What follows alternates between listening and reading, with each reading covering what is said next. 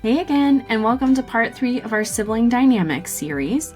This one is all about trust, legacy, and what happens after you've had those conversations.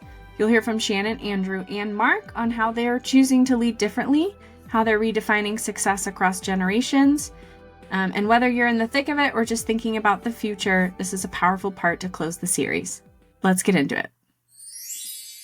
Shannon, any thoughts on this one? Yeah, I can relate to what Andrew was sharing of trying to set some boundaries and then recognizing it's not going to happen. And maybe a vulnerable thing to share. There are probably siblings that I don't know if I would have a relationship with them if we didn't also have a family business together. If we can just normalize that for a minute, I needed that to be normalized for myself. There's 12 of us, you guys. I've looked at the research on this that says most people, like less than half of your siblings, do you have super close relationships with. And so it's been really healing for my own journey to just make it okay to say, like, it's okay if we're just business partners in this sense, just like I had business partners in when I worked in the corporate world. That's okay. So I just want to offer that healing. If somebody's out there and they have a strained or tense relationship with some of their siblings, like, it's okay. That can happen. And you can still run a successful, healthy family business at the same time. We don't all have to be best friends going to everybody's family everything. In a family as large as ours, it's just not possible. It is like humanly impossible. I have almost 40 nieces and nephews at this point.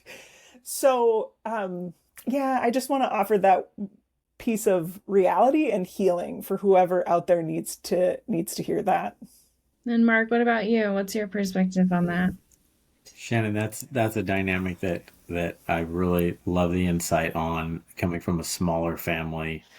That's something that I've never really thought about. And the way that you said that under half of you of your siblings that you're going to be close with is really good. I think that I actually see that in my own small family, and so that's kind of funny. But you know, I think that separating the family from work is so important.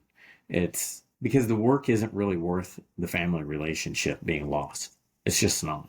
I don't care who you are. If you feel like it is right now, when you're older, you won't.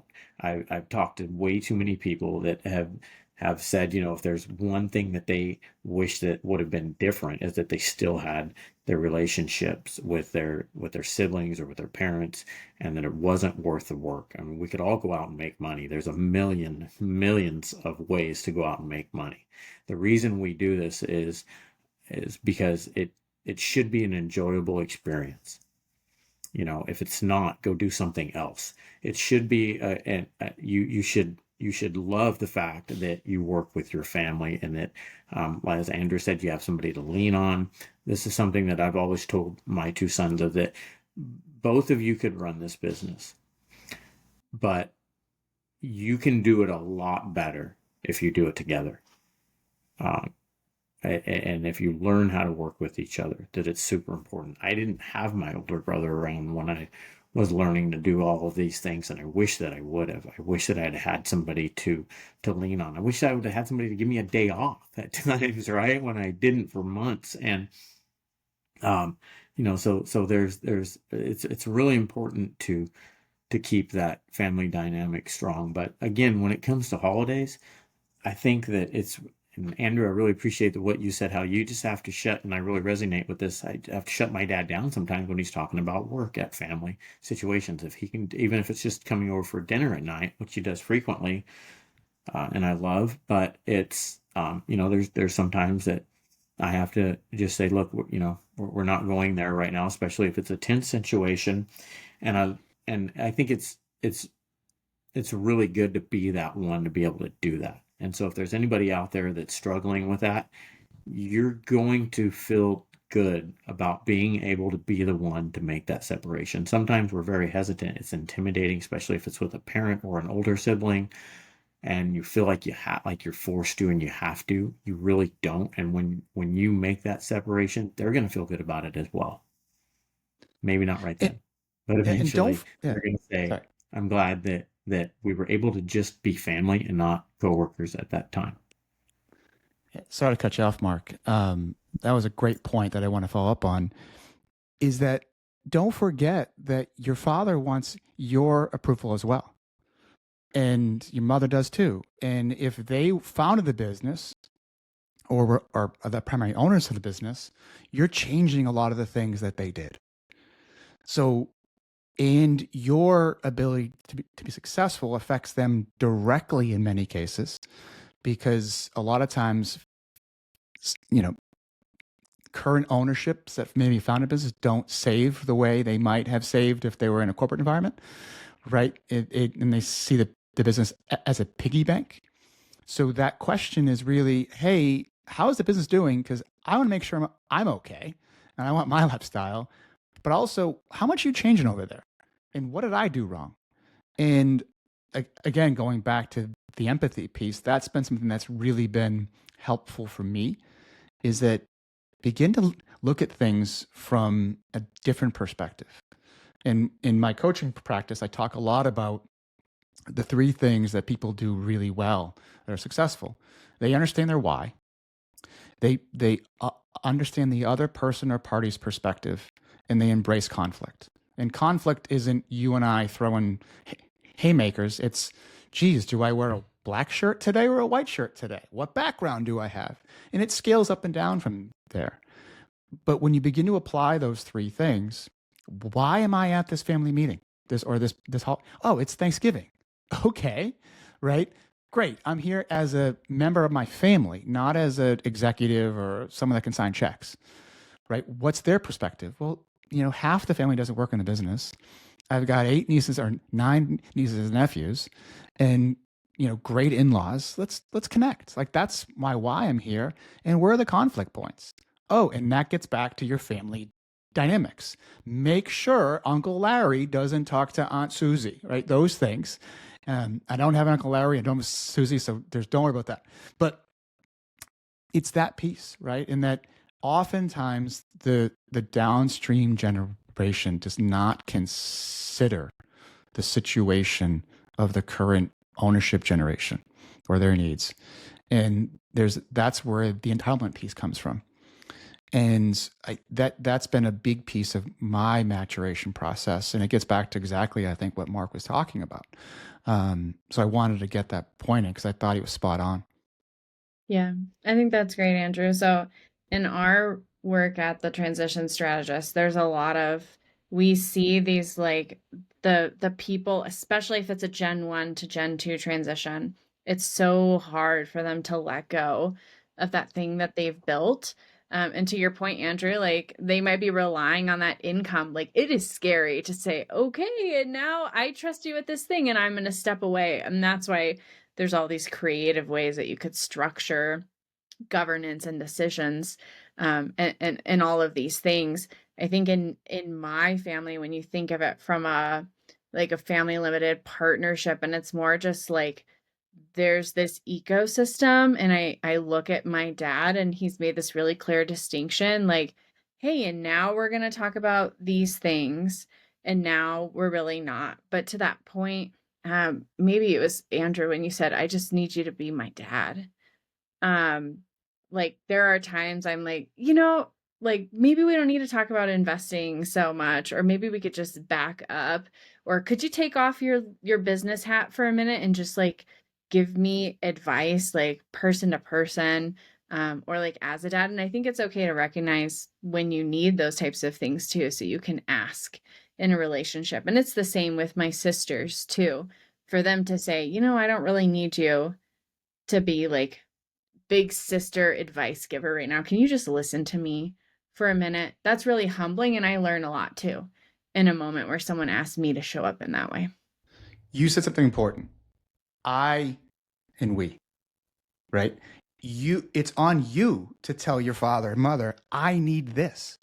And so going back to Shannon's tension comment, I think that's what it comes down to, is that we're so accustomed to being in this room with people and not being able, or times not being able to say something, but you're there in a business capacity today. And if I worked for Charles Schwab, I have no problem telling, VP Mark that this is a bad investment, right? But we need to express that. And if you hold that in, you're only doing yourself a disservice. because silence creates more silence or just natural capitulation downstream. And that capitulation is generally going to end up in more anxiety, frustration, and pain, which creates more silence and keeps it going. But if you say, I'm not blocking the process here, I just need this clarity here, you're able to create that space for the broker and the family or the partnership to be able to get to that outcome. And I think that's the other benefit of having a bigger family, is that you do have those roles. So use them.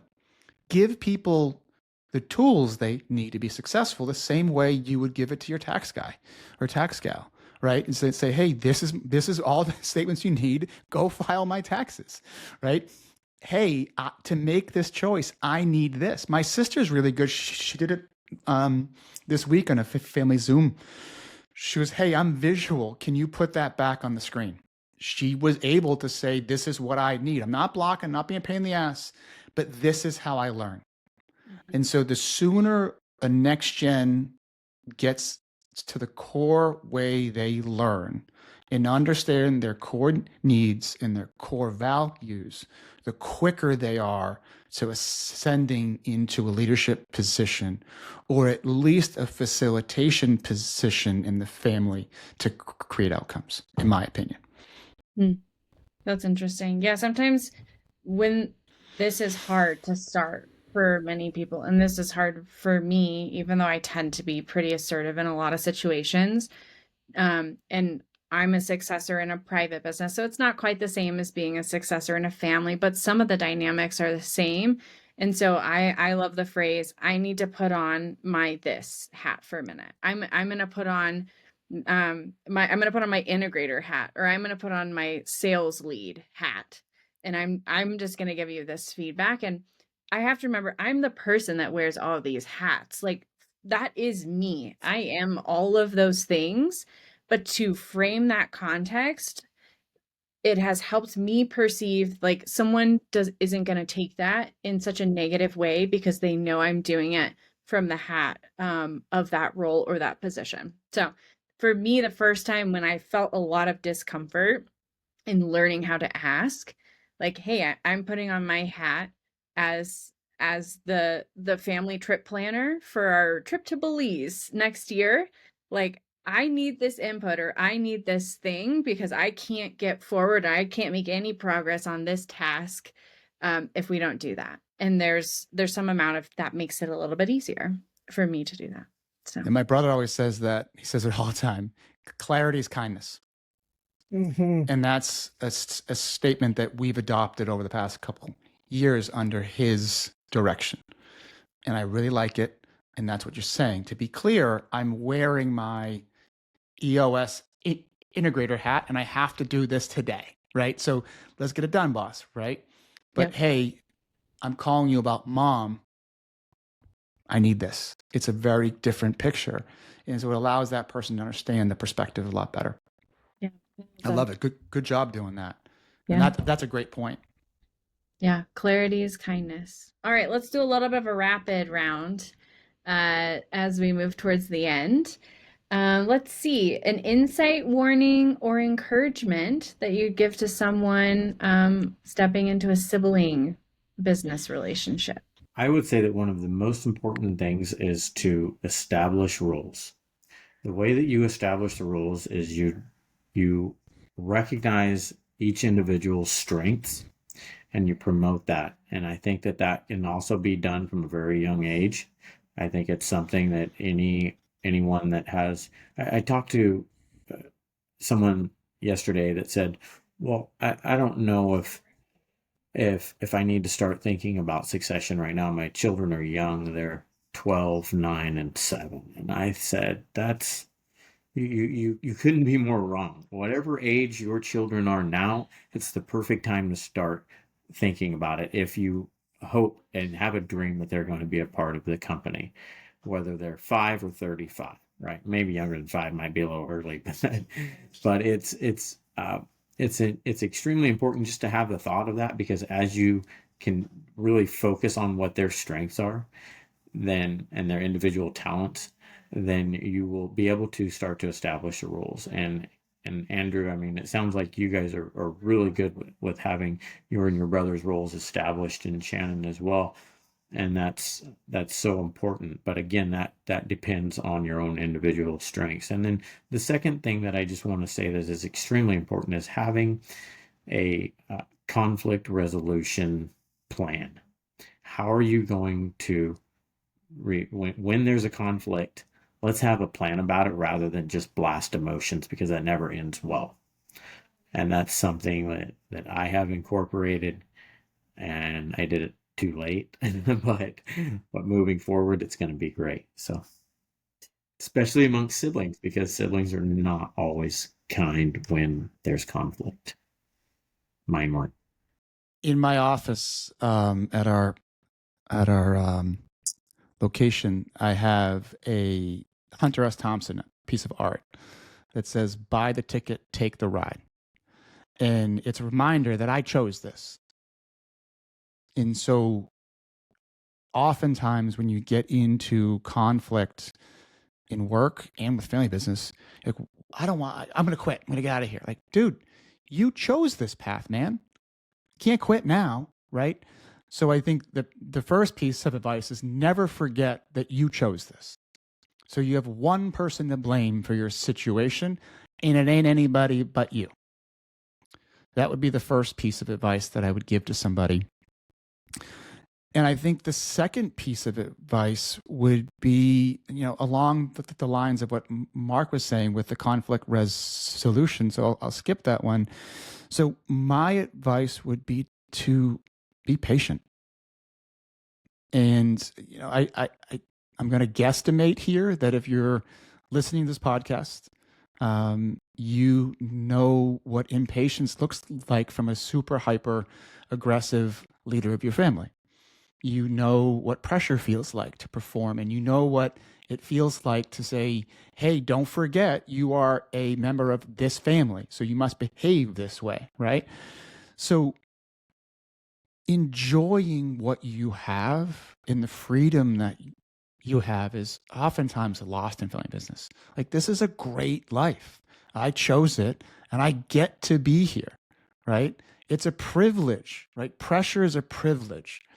And if you can't deal with it, then you owe it to yourself to figure out what ways to improve yourself. And as Shannon said, your capacity, I do a lot of that with my family business guys and my non-family business guys, creating that capacity to hold it, challenges, those kind of things. Family business is challenging, but it's the most rewarding thing you can do, because everyone wants to be a good descendant. And one of my best friends, Mike Procopio, who's the CEO of the Procopio's company, says, do not be a good descendant. Be a great ancestor. Be like, that guy was my uncle. That's my mom. That's my aunt. They did it the right way. And I think that's the ultimate expression of a family business, is to be yourself. I chose to be here. Be patient and present, and look to the next generation and say, I want them to look at me and go, that guy got it. He wasn't perfect, but he got it. And so I'm really focused, and I believe my siblings are as well, of being good ancestors and saying, I'm really proud of my parents or that generation for doing what they did. And I'm sure, Andrea, that you can point to that because you're on the other end of a family business now. You sold it, and now you have the holy grail of a family office where you're talking about capital allocation. You aren't talking about HR problems. You aren't talking about long-term employees that have been close to the family that aren't fit for it anymore. You aren't talking about the accountant who's got to retire in 10 years, who's got to eat it. You're saying, how do we grow this family? And that is really cool. And whether or not you have the office or you don't have the office, you have the opportunity to focus on growth. And growth is not your NOI. Growth is not your portfolio size. Growth is how this business affects the communities it's in and the family it serves. It's a shareholder business, and the shareholders are your blood. Let's be good ancestors. And Shannon, what about you? This conversation is anchoring me back to something that I think matters no matter if it's a family business or not, which is re-anchoring in cultivating a culture of trust.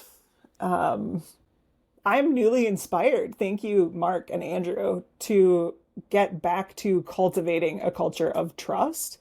I think about the book Immunity to Change and the 4 elements of trust. How do we cultivate that? We express that we believe in people. So if you're a sibling that's involved, are you communicating to your other siblings that are involved, like, hey, I believe in you. You can do this. As Andrew beautifully illustrated of like the kind of relationship that you're having with your brother as CEO. My brother needs that. He needs to know. I'm driving down the highway. We're playing court now. And I'm like, yeah, like, go. You're doing a great job. Keep going. Belief. The second element is care. Like communicating that I care about you as a human being. Candidly, that's an element that sometimes lacks in our family. That's so huge. We can feel like they don't care because we're all so busy and running in a billion different directions. The third is consistency. Am I being really consistent with you in what I say and what I do? And I'm showing you again and again that you can trust me. And then the fourth is respect. Am I showing that I respect you no matter what? I'm human. Like there's a sibling relationship I can think of right now where I'm like, shoot, I gotta go give an apology to win back some respect right now. Whether they're involved or not, how are we cultivating a culture of trust? And whether that was cultivated in Gen 1 or not, can we work to cultivate it now? I maintain positive belief that it is possible, no matter what has transpired, that we can heal and we can create a different outcome. I don't know if it was Andrew or Mark spoke to this of like, we're all looking for our parents' approval. And sometimes that came at the cost of our sibling relationships. And so there's a lot of healing work that's happening in our family business right now and our sibling unit right now to recreate a culture of trust. Belief, care, consistency, respect. I love that, Shannon. And I think that ties into what Andrew said, because when we think of ourselves as the stewards and we're the people that get to carry it forward and set that vision, like now we are the ancestors. We're those people who get to set what's coming next and to show what a good culture looks like and to show how we can care for each other and really do that. And so whether that came from Gen 1 or your Gen 2 or your Gen 3, whatever that looks like, you have that. And so you can take all that energy when Andrew says you need to be patient and you need to look forward. Like there's that pent up energy if you feel stuck in a business and your parents aren't moving out as fast or the role isn't quite evolving in the way that you want. I think there are lots of ways to take like your passion and your care for your family, for the business, and to put that into laying a foundation for a really, really good legacy. So thank you. This was a really rich conversation. I'll open up anything else on your heart and mind that you want to share with the next gens who are listening in. Yes, I want to add one other piece. Sorry, Mark. I want to say, do not take advantage of who you are in the business.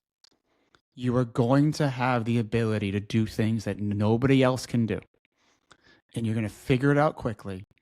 And if you take advantage of that, you will lose all credibility with people in the business. So always understand that this business is a privilege to be in and not a right. Because when you believe it's a right, that's where things go awry. Sorry, Mark, the floor is yours, buddy. Yeah, thanks, Andrew. I just want to just tell everybody to believe in themselves and believe in the operation. You're going to end up in whatever it is that you believe. And if you really feel like if you're struggling in a sibling dynamic, just have the belief that it will work out and that you guys are going to be a success and you will be able to work together. And it's amazing what a little belief can do. Shannon, anything else?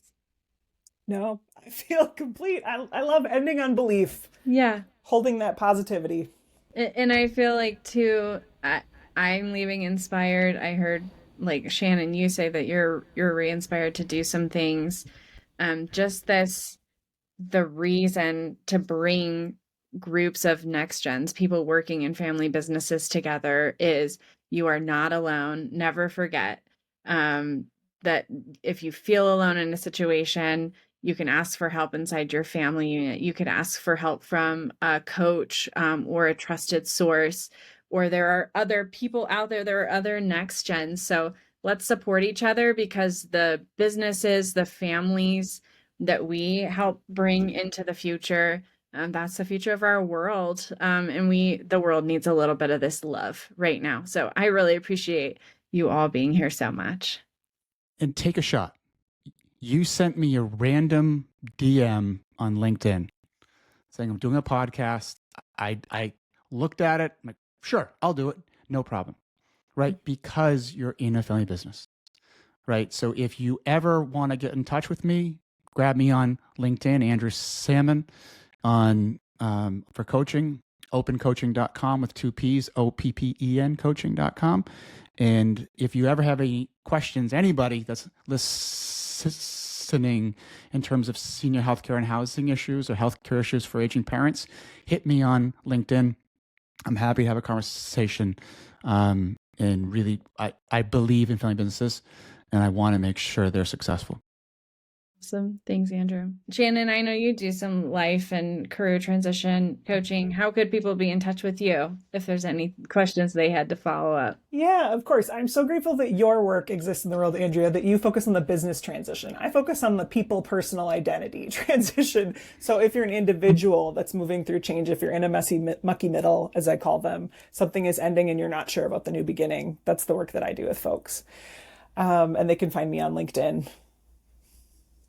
Shannon Schottler. Yeah. Yeah. And Mark, I know that you're still working in your businesses, but if someone wanted to be in touch with you, I'm obviously happy to connect you, but anything that you wanted to share.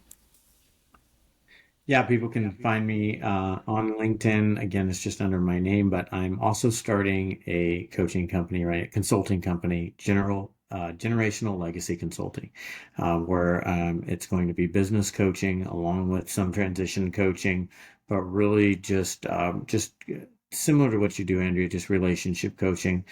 And GLC, Generational Legacy Consulting, it's just kicking off. We're really focused towards agriculture and helping family farms and family dairies mostly to get past this real crisis that we've had of the next generation not coming in and staying in the business, and family farms and just disappearing because of that. And so we're trying to take a stand and help agriculture in that way. Cool. Well, thank you all for being here. All right. So that's the close of our 3-part series on siblings and family business. I'm so grateful to Mark, Shannon, and Andrew for showing up with honesty and heart. If you're feeling seen right now, know that that's the whole point. You're not alone in the messiness, and you don't have to figure it all out by yourself. We've got more conversations coming soon. Until then, take care of yourself, and maybe even text your sibling, hey, after this. Have a good one.